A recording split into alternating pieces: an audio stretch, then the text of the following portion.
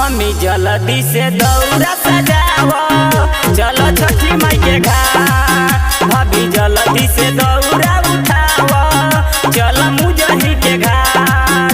धनी जल्दी से दिया जलाओ, चलो महुली के घाट। चलो महुली के घाट, चलो महुली के, चलो महुली के घाट, चलो महुली के, चलो छठी माई के घाट, चलो छठी माई के घाट। जल्दी से दौरा उठाओ, चलो छठी माई के घाट, जल्दी से दौरा उठाओ।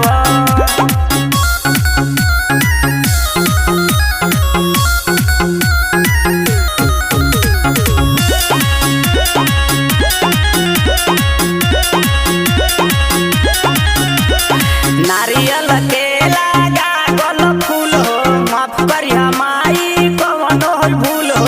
गैया के घीवा में ठेकुआ पकवानी, छठी माई के दौरा सजवानी।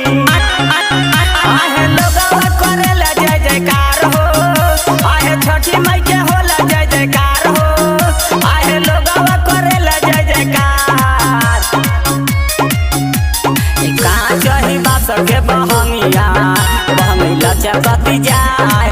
कहाँ चही बास के बहंगिया, बहंगिला चकती जाए। कहाँ चही बास के बहंगिया।